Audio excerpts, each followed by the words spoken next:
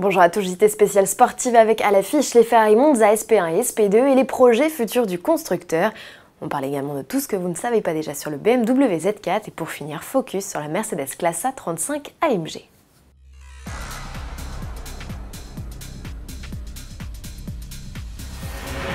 Que nous réserve Ferrari pour le mondial de l'automobile de Paris? Deux speedsters inédits développés par son département projets spéciaux.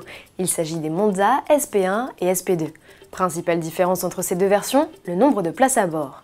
Inspirés des 750 Monza et autres 166 mm des années 50, ces modèles très exclusifs sont basés sur la 812 Superface. Ni la monoplace, ni la biplace n'ont de toit, de capote ou de pare-brise. Speedster oblige, il n'y a qu'un saut de vent greffé au sommet d'un capot démesurément long, que l'on ouvre en basculant vers l'avant, soit dit en passant. Les modèles héritent également du bosselage signature des barquettes. L'habitacle minimaliste voit l'ensemble des commandes transférées sur la console centrale en l'absence d'un véritable tableau de bord.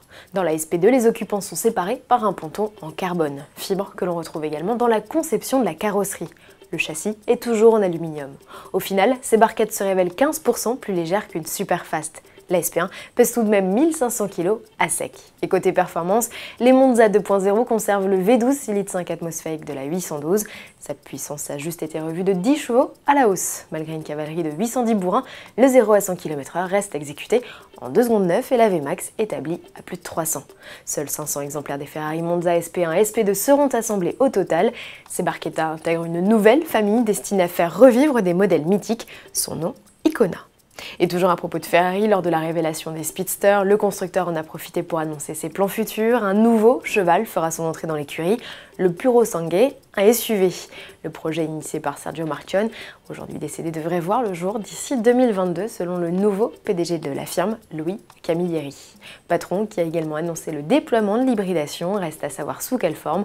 Développement de vraies versions rechargeables ou simple greffe d'un alterno démarreur à suivre. Le Z4 est de retour, l'info ne vous a certainement pas échappé, on en parle depuis le mois d'août, mais depuis cette apparition remarquée au concours d'élégance de Pebble Beach, quelques éléments techniques manquaient encore à l'appel. BMW lâche enfin des détails chiffrés sur son roadster, à commencer par ses dimensions. Il est 9 cm plus long et 7 cm plus large que la précédente génération, tout en affichant un empattement plus court de 3 cm. Plus d'agilité et plus de coffre à la clé, le volume grimpe de 50% grâce au retour de la capote en toile. Au chapitre mécanique, deux 4 cylindres de litre turbo de 197 et 258 chevaux partagent l'affiche avec un 6 cylindres 3 litres biturbo de 340 chevaux. Si tous les modèles reçoivent une transmission automatique à 8 rapports, seule la version la plus puissante bénéficie de liaison au sol et d'un différentiel électronique spécifique.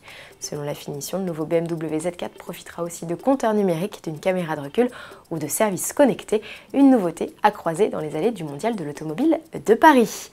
C'est également au salon que Mercedes présentera une classe A vitaminée, la A35 AMG fait le pont entre les classiques motorisations, la compacte et la future A45 dont l'arrivée a été confirmé. La nouvelle venue hérite d'un 4 cylindres 2 litres turbo de 306 chevaux. Il est associé à une boîte double embrayage et à la transmission intégrale de série.